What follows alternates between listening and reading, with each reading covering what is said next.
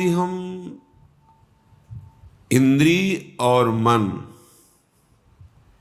इन दो को यहाँ की रहनी के अनुसार गुरु कृपा से कर पावे तो जैसे विषयी पुरुष का मन स्वयं विषय में आसक्त होकर चिंतन करता रहता है, ऐसे यहाँ का प्रभाव अचिंत्य रस श्यामा श्याम की नित्य विहार लीला में प्रवेश पा जाए।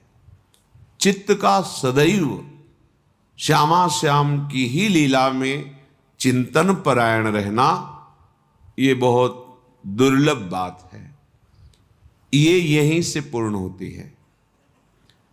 रज का सेवन, रसिकों का संग, वृंदावन का आश्रय।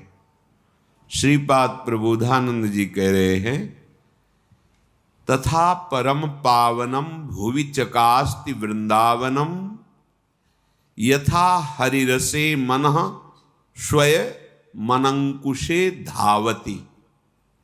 बड़ी बात है। जैसे निरंकुश होकर मन विषयों में जाता है, ना चाहते हुए भी वो हमारे हृदय में ऐसी व्याकुलता पैदा करता है, ऐसा प्रमथन स्थिति पैदा करता है कि हम निर्णय करने में असमर्थ हो जाते हैं और वो हमें विषय में घसीट ले जाता है, निरंकुश मन। ऐसे ही यदि वृंदावन का आश्रय लिया जाए, वृंदावन का जो उपासना का स्वरूप रसिक महापुरुषों की रहनी, तो आपका मन जैसे गोस्वामी जी ने मांगा, श्री तुलसीदास जी ने, कामी ही नारी पियारी जिमि लोभी जिम प्रिय दाम तिमि रघुनाथ निरंतर प्रिय लागो मोहिराम। कैसे मुझे प्यारे लगो? जैसे कामांध पुरुष को कामिनी का स्वाभाविक चिंतन होता रहता है, लोभी कंजूस को धन का चिंतन होता रहता है। हे मेरे प्राणानाथ, हे प्राणनाथ, आप हमें ऐसे प्रिय लगो, ऐसे हमारा चिंतन हो। श्रीपाद कह रहे हैं, ये परम पावनम भुवि चकास्ति वृंदावनम, ये परम पावन कर देने वाली भूमि है वृंदावन की। बस इस बात से यदि बच जाओ तो तुम्हें भजन नहीं करना पड़ेगा। स्वाभाविक मन काम क्रोध लोभ मोह मद मत्सर के अधीनता में जो फंसा हुआ है, ये निरंकुश होकर हरिरस में समा जाएगा धाम के प्रभाव से। यथा हरिरसे मनः स्वयं अंकुशे धावति। अंकुश स्वीकार करके जैसे मन, इंद्रियां हमारे अधीन हो जाती हैं, पर वो ज्ञान का अंकुश किसी बिरले को प्राप्त होता है। पर धाम की कृपा से निरंकुश मन अधीन होकर स्वयं हरिरस में डूब जाए, ये यहाँ की महिमा, ये यहाँ का प्रभाव है। पर हमारा मन क्यों नहीं विषयों से हट करके हरिरस में उन्मत्त हो रहा है? क्या कारण है? तो इस श्लोक की पूर्णता की पंक्तियों में कहते हैं, परंतु यदि तदगत स्थिर चरेषु नो काय वांग मनोभिर अपराधिता भवति बाधिता तत्वधि। परंतु महिमा तो ऐसी है कि आप केवल आश्रय और वास कीजिए, रज और रसिकों का संग कीजिए, तो आपका मन जैसे विषयों में स्वतः जाता रहा है, ऐसे ही स्वतः यहाँ भजन रस में प्रवेश कर जाएगा, प्रियालाल के प्रेम रस में डूबने लगेगा। यह धाम का प्रभाव है। परंतु यदि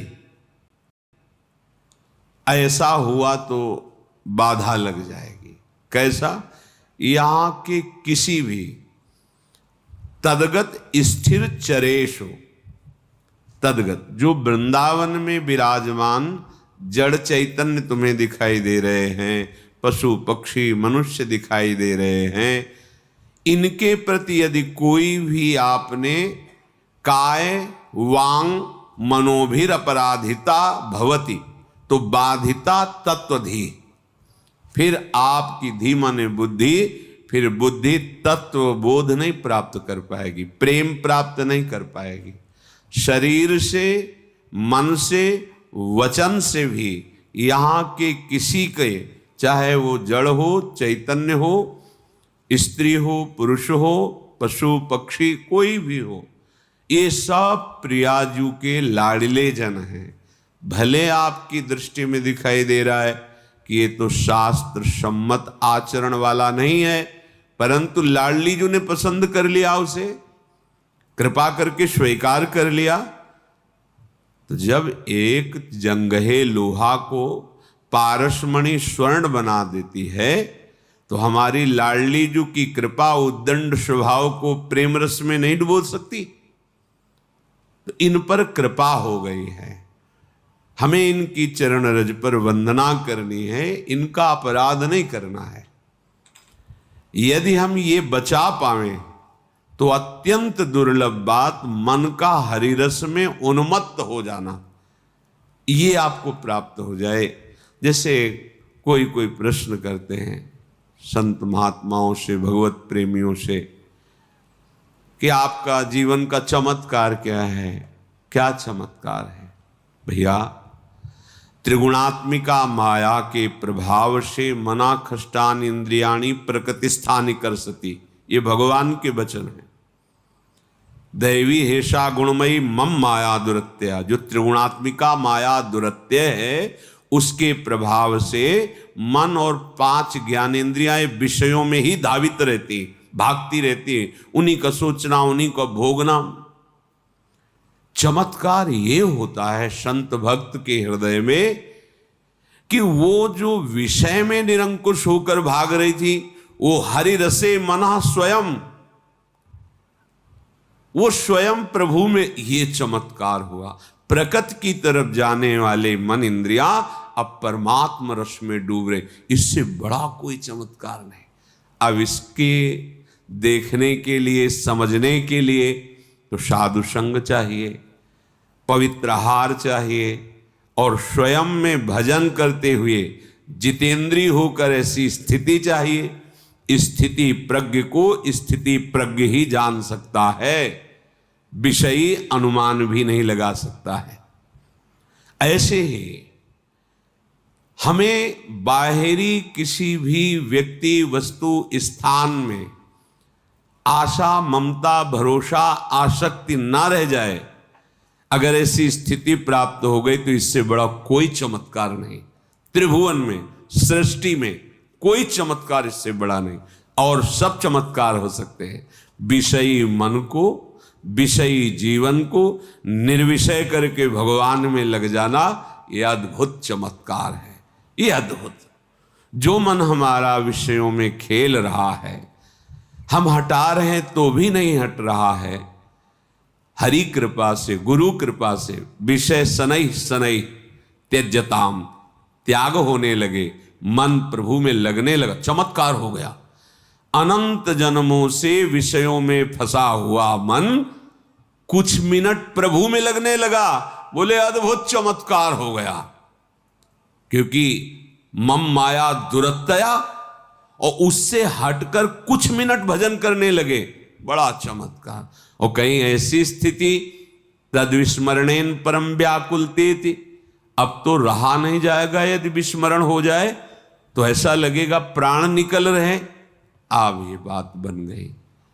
सांसारिक, पार्थिव, प्राकृतिक चमत्कार, प्राकृतिक ये अलौकिकता जो दिखाई दे रही है, कहीं कुछ विशेषता दिखाई दे रही है, वो सब माया जनित ही है।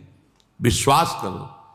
मलिन बुद्धि होने के कारण, जैसे कोई कहता है किसी संत से कि आपके जीवन में चमत्कार क्या हुआ है, आप बताएं, इसका ठोस प्रमाण दीजिए। तो भक्ति पोली थोड़ी होती है।